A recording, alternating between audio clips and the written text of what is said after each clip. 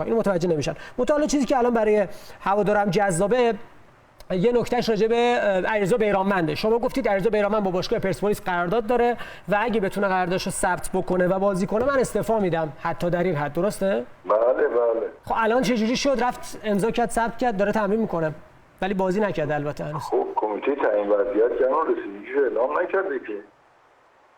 خب این که کاری نداره. هر بازیکن امروز، هر بازیکنی که قرارداد داره با باشگاهش، آقای قنبرزاده توضیح میده به شما که میتونه همین امروز بره قراردادشو سازمان لیگ فسخ کنه.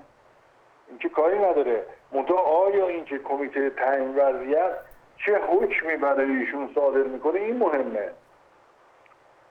قانون میگه یکی از اجزای قرارداد رو اگر شما انجام ندید محملی برای اون میشه. خوشبختانه در این مورد یک سر سوزنی غفلت درش به وجود نیامده. یعنی قبل از اینکه به اون زمانهای مقرر برسیم متعهدات. خب شما متممی رو با ایشون امضا کردین بعد از عید؟ یک الحاقیه‌ای رو باید ما اصلاح می‌کردیم به جهت اینکه قراردادی که ایشون ثبت کرده بود یک مبلغش من 20 میلیون تومان 10 میلیون تومان هم چقدر اضافه تر، یه مبلغ ناچیزی اضافه تر از اون درصد پاداش که میتونستید ثبت بکنید. یه چیز سازمان لیگ اعلام کرد باید این اصلاح بشه. طبق نامه در واقع طبق اعلام سازمان لیگ شما اصلاح کردید. الان میگن رو همون الحاقیه رفته فسخ کرده. شما الحاقیه داده تو اون قرارداد اومده که ایشون 15 روز از مسابقات لیگ تموم شد اگر با ایشون تصفیه نشده بود نباشه ایشون مجاز به فسخ می باشن. قبل از 15 روز پول ایشون پرداخت شده.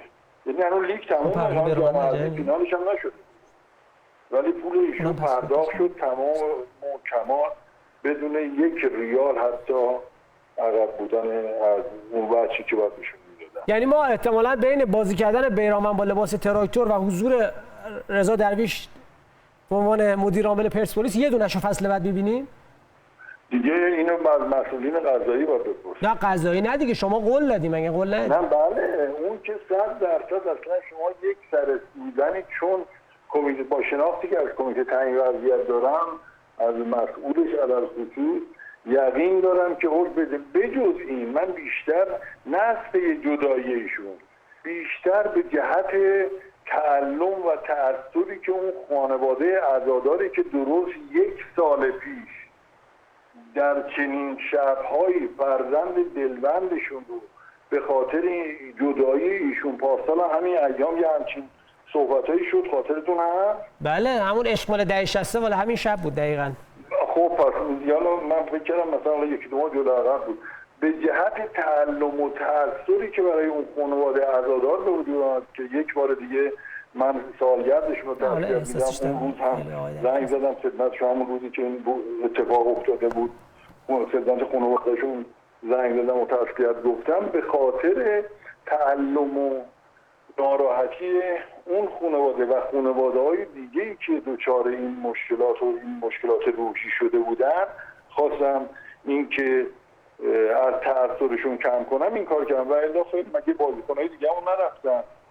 خب پرسپولیس همیشه پرسپولیس هست میان با پرسپولیس بزرگ میشن میرن جای دیگه فضا واسهشون ایجاد میشه و میرن دنبال مسائل اقتصادی این حرفا. ولی این که هوادار رو بخوان مورد اذیت و آزار قرار بدن با روح و روانشون بازی کنن و از اون ورزیان شعارهای اون شکلی بدن. چند نفر شما دیدین لوگو پوست کن و رنگ پیرن رو پوست کن و از این مسائلی که شما بهتر از هر کسی میدونید انجام میدن. بعد در موقع آزمایش و در ورطه آزمایش چیزی دیگر رو از خودشون گروه میدن. از این جهت ما خواستیم فقط این که تظلم خواهی کنیم این کار رو انجام میدیم. گفتید که آقای آمند میمونم یا اون قضیه اتفاق بیفته.